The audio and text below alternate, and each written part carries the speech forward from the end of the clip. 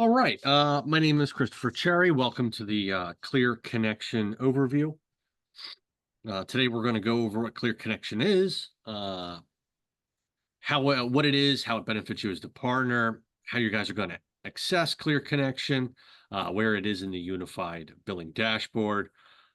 Next, we'll go into adding to a quote, how to do it, and selecting the right vendor and the product offerings that you're looking for, followed by marketplace fulfillments, the process of fulfillment itself, how to submit a request, and then finally activations and how to activate and when billing should begin.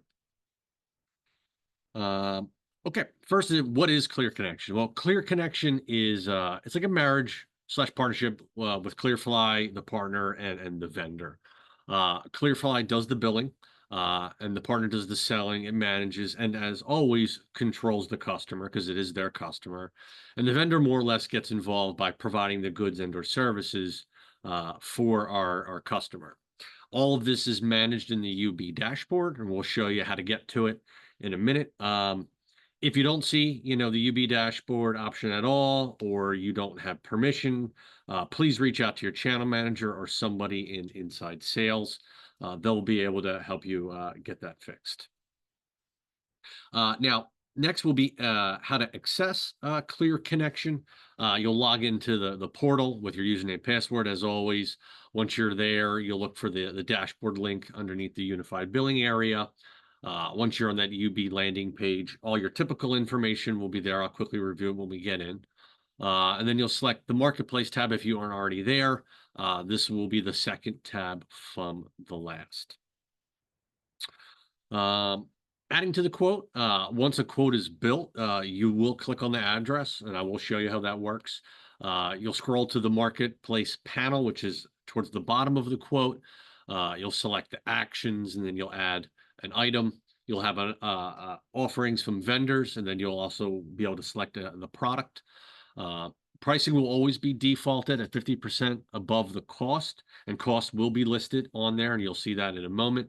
But the pricing is modifiable. It's always defaulted at 50%. Finally, you'll select the appropriate quantity, and then the items will display on the portal individually. But however, when you send them on the rate sheet, they will appear as one single line item, and I'll give you a good example of what that looks like. Marketplace fulfillments is the next step. When a quote is won, you'll begin the process of fulfillment. You'll click the Start Request Pending Submission tab in the Marketplace. Then you'll select the MPS number. Our MPS numbers are generated every time a Marketplace request begins, so that number will be unique. You'll verify all the order details, make any changes that is necessary for the order, and then you'll select Submit Request. At that point, a vendor will then get that submission, and they'll go through and begin that process on their side, fulfillment. We'll show you what that looks like. Now, there are two types of fulfillments, physical and virtual. Physical will obviously be hardware, switches, phones, those sorts of things. And virtual services, those will be typically software keys for some type of or some type of software service that's being offered. Once this gets completed, the shipping and tracking info will be listed, and I'll show you what that looks like too. And finally, we'll touch on activations very, very briefly. The UB dashboard will indicate if there's any kind of pending activations. If you don't set the billing date in the ban once everything's been fulfilled on the vendor side, our inside sales team will reach out to you and set a 14 days billing if we don't hear back from you, which will be after the desired delivery date or the actual receive date, whichever one is last. And then once that's all set up, everything's ready to go. So let's get into it. Okay, so I logged into my portal as typical. Just a quick review. We have our quick links at the top, service verification and tickets. Beneath that, we have the last 10 pages that we've been to. In the center, we have our company's name, ABC Telecom, which is our demo company's name. Beneath that, we have the sales dashboard. I'm sure many of you guys are familiar with that, and especially the payout accounts. But we're going to be working really in the unified billing area. To get to the marketplace, we can either select the dashboard itself and hit the tab for Marketplace, or we could skip right to where we have to be by moving our cursor and just selecting the Marketplace. Now, we are in the unified billing area now. I'm sure you guys have some more familiarity with this if you're on this call. Just another quick review. Company name at the top, what our billing code internally is. Ricky Roma is our channel manager. Then the right side, we have our payout account information. We have what our defaulted branding on our UB products and services look like, the fees associated with it. And then we have that information that we are a marketplace participant and what our markup is. In the event that you want to change your defaulted cost on what your marketplace items would be, you would click on this box and you could change to whatever percentage you'd like. Remember, that's just the defaulted. You can always change individual products and services in the marketplace when you're creating it. Let's go down a little bit more to the open marketplace request area, and this is where we're going to be dealing with a lot of all the requests that come in. The first column is the code that will get generated once we start putting marketplace items in there onto a service that starts to get sold. Next to it, we have our summary account information. Next to that's going to be the vendors associated with it. You could have multiple vendors on it. You'll have the summary account will be the same, the codes will be different, and the vendors will be different.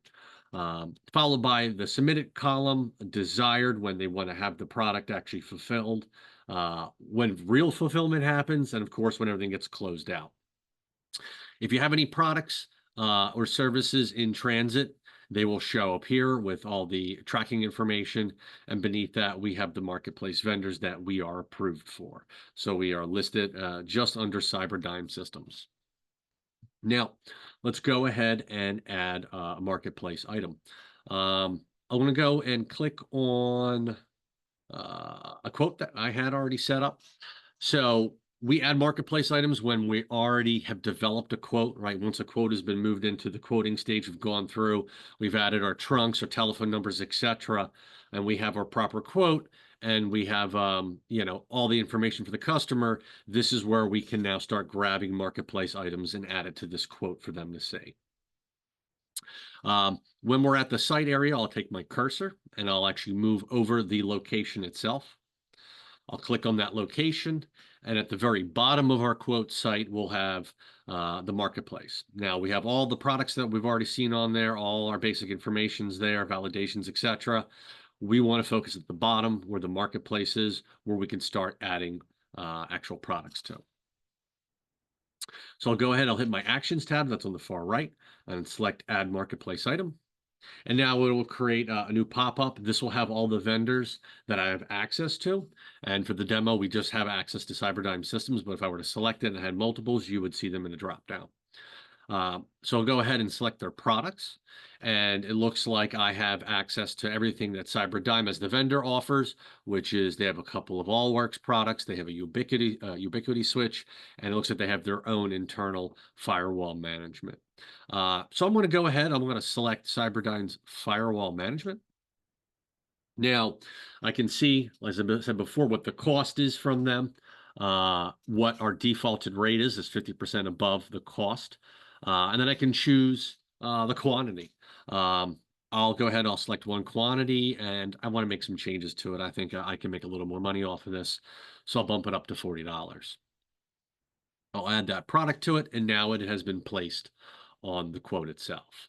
If I want to make changes to it, I can go ahead and select Cyberdyne Firewall Management, the product itself, and I'll get some good information in here, like what quotes associated with, the name, service addresses, vendors, etc. I can go ahead and change the quantity by selecting this button. I can go ahead and change the billing or the price by that button. And beneath it, I have my financials, like what the unit net's going to be. Unit price less 7.5% for unified billing and less the vendor costs. So it's nice to know that exactly how much I will be making off this. After everybody takes what they have to out of this, I'm going to make $12 net on this product. So I'll go back to the quote itself. So everything looks good in there. It looks nice. I can go ahead and move it forward. I'll move it to available. That's fine. But let me go back actually to the marketplace itself where I already have one done, and I'll download a rate sheet, sort of what it, well, actually, I probably download the rate sheet here. So yeah, so I'll show you what I mean by how that shows up as one thing on the rate sheet. So now when we moved it into a quote itself, we can see it listed under the site. Clearfly is providing all the Clearfly necessaries, like faxing, trunks, etc. But we see the CyberDime firewall management. It'll be provided by ABC Telecom, you the partner, and it'll be labeled as such. But we want to see what it looks like, the rate sheet. So it breaks it out here, but please keep in mind the rate sheet. This is what it'll look like actually on the rate sheet itself. It will be under Marketplace ABC Telecom. Doesn't say what the product is. This was just the way it was set up initially. This was a request from the partners. This is where it is at the moment, but I just want to make you guys aware of that. If you had multiple marketplace items, they would all be a quantity, multiple quantities with that total amount in there. So just please keep that in mind when the rate sheet goes out to the customer. Any questions so far? No? Okay. All right. So let's move right along. Let's get back to the marketplace. All right. So the quote's been sent out. I already have one set up. We'll go through, use that. So once everything's been sent to the customer, it'll appear here like these three. Right. So we're going to work in MPSR3. It's called Bob's TVs. So the customer signed. We're moving forward with the sale itself. We'll go ahead and select on MPSR3. So now I want to go through, I want to verify everything's here, right? I got all my marketplace information, account information, quotes, the project that it's associated with is very important to know that, the billing party information, all that stuff. But we have our fulfillments, right? So we have a physical fulfillment here. We have 10 products here, which are all Allworks telephones. And we want to get this moving forward. We want to make sure everything's correct. Pricing looks good. Everything looks okay. We got to get this over to the vendor so the vendor can send it to us. So I'm going to go ahead and select the Actions tab up at the top right and hit Submit Request. Then I'm going to request for a desired date. So I'm submitting it today, and I want to have it today for demo purposes. We'll just say that, and I'll submit that request. On the other side of this, the vendor will receive it. And once they receive it and they go through and they set everything up in it and they fulfill it, this page will update. Now, while that happens, I want to go over actually what the difference between the fulfillments are. So we have a physical and we have a virtual. Like I said before, physical fulfillments, they'll require serial codes and everything like that for the physical hardware themselves. And we have another set of type of fulfillments called virtual services. Those tend to be associated with codes. Another area beneath here would actually be set up in that would have those virtual fulfillments. When those come through, you'll be notified, just like this right now. Looks like our vendor updated everything. All right, so now I have the options. It says received on it. So until I get received, I won't select that. But in the interim, you know, for the purpose of the demo, I've received these, right? So now I'm back in my fulfillment area. I can go ahead and put received on it, and I'll mark received as today. So we've received everything. So now everything's ready to go. And all we have to do now is start the billing. If you do not start the billing, if you don't go into the ban and start the billing itself, we will reach out to you. If we hear nothing after a certain amount of time, we're going to start billing, like I said, about 14 days after the desired delivery date, which we had already selected, or the actual receive date, which I just selected right now. So this would be then automatic billing. As you see, 14 days from now, we'll start on the 9th of July. So I'll go ahead to, I can individually, and I do want to show you this, individually I can go into every one and select start billing. That can be very time consuming, and that's kind of annoying, so there's a faster way to do it. Oh, before I do that, I do want to mention, okay, so now that everything was received or the vendor fulfilled it, I got all my delivery methods, right? UPS, the tracking information. If I were to select on it, this will bring me to a UPS page. Obviously, that was a made-up number, but it'll bring you there. That way you can constantly track it. You'll have your estimate deliveries, and hopefully when you get everything received on. We received it today for demo purposes. Typically, you don't receive it well before the estimated delivery. But yeah, let's show you how to just bill everything at once. It's very, very simple. Again, we're in the MSRP in the marketplace tab. We'll scroll down until the fulfillments, whether it's the virtual or the physical. We'll select the billing count itself, and I'll go up, or I'll go right to the center to my actions tab, and I'll select start billing or bulk billing start. And now I can start billing for today, and our customer is all squared away. And now everything has been set the way it should be. We are good to go. No more pending activations. They've been completely removed out of this. There was a third one here. They're gone now. Everything's set up, good to go. Customers happy. We're billing. They're getting the products and services. And that's really it. That's pretty much the end of this particular process. Does anybody have any questions on it? No, no, Chris, but I do have a comment. So if you ever want to look back at previously closed or completed requests, right where Chris is at right now, where it shows MP SR1 and SR2, if you click all start requests, it'll show that third one that was just completed. So that was the one that Chris was working on. You can see that it was requested today and it was closed today. So if you ever want to go back and find a history, that's a good spot for that. Well, thanks, Tom. You're welcome. All right. Well, if we don't have any questions, all right. If you do have questions, though, and you're not ready to share right now, but you have them down the road, please feel free to reach out to anybody inside sales or your channel manager. We have Melissa, Charles, Rob, and Tina. And of course, the inside sales team is Vinny, myself, and Tom Hall. Thanks, guys. Thanks for being a part of this. That was a good explanation. Thank you.